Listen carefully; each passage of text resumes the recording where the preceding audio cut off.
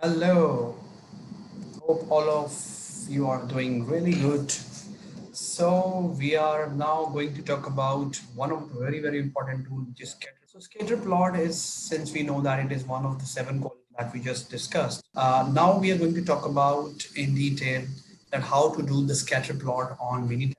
It's it's a powerful tool which talks about the relationship between two different variables, and the relationship can be positive, negative, or could be there could be no correlation. Okay, so it's a very important tool which help us in estimating the degree and the direction of correlation between two variables. So we'll do this hands-on on Minitab. So let's start with the Minitab demonstration of the scatter plot tool.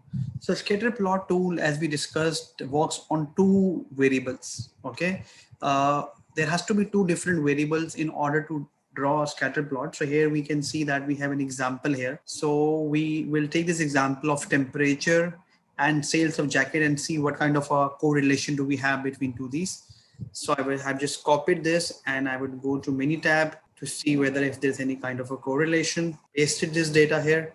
So now I go to stats, I go to quality tools, or probably I go to graph, I go to scatter plot.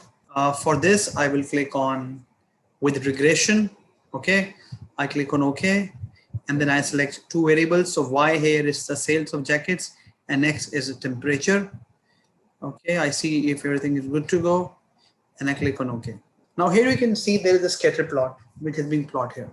So this scatter plot on Minitab depicts that this line is towards downwards, and therefore it would say that there is a negative correlation.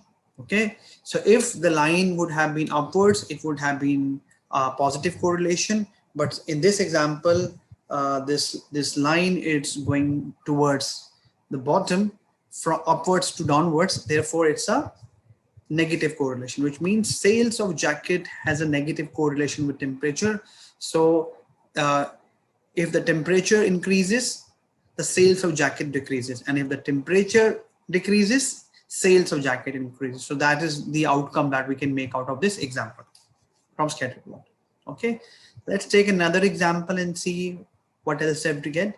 So I have another data with me of temperature and sales of jacket, and see what next that we can go for.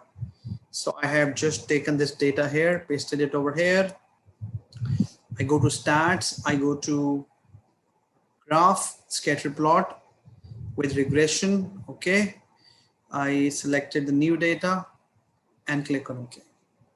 So now the data has been changed, and then now you can see that this is an upward line shows, which sees it's a positive correlation. Okay, so if the line would have been downwards, it's a negative. If the line would have been upward, it's a positive correlation, and it means the sales of jacket increases. If the temperature increases, the sales of jacket also increases, and if the temperature decreases, the sales of jacket also decreases. So I hope this has helped you to understand the scatter plot in a very good way. Okay. So to do the Minitab demonstration for histogram, I've got the data in front of me. So I've got the data month-wise from January till December. The data is for a couple of years. And then I have got the number of defects. So now my intent is to draw histogram basis this data, and let's see what inferences that we can draw from it. Okay. So I've just copied this data. Okay. Sorry, this data is for 3 years, not for 2 years. Okay, so I will just go to the another worksheet, pasted this sort of a data and see what do we get. So I go to, for drawing a histogram, I go to graph, I go to histogram. Okay, so I will always go for either simple or fit. So let me just show you simple first, and then I will show you with fit as well. So for simple, you just select the number of defects that we have.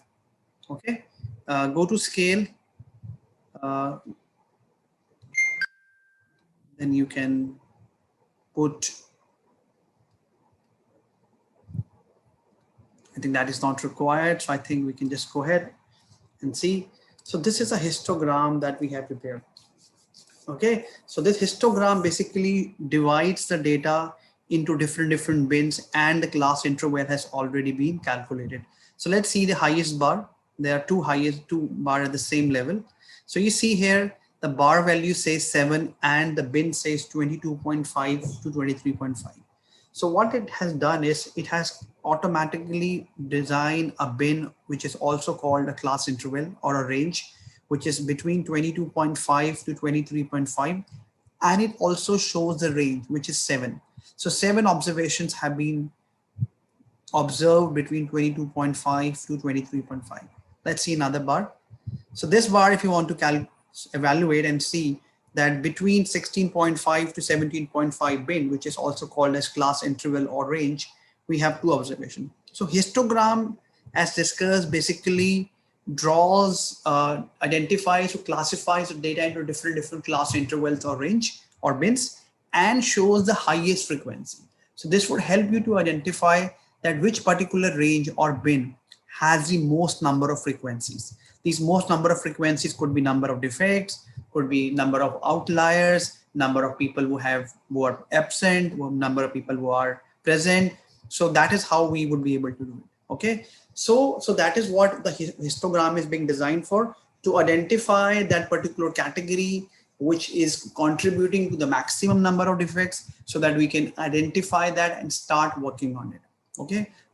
Usually when we look at the data, if we look at this data, I'll just go back to the data. It is very, very difficult to identify that which particular range has the maximum number of defects. Okay. But this data has helped us to identify that the most of the error occurs between 22.5 to 23.5. Okay. So that is what we interpret from the histogram. Okay.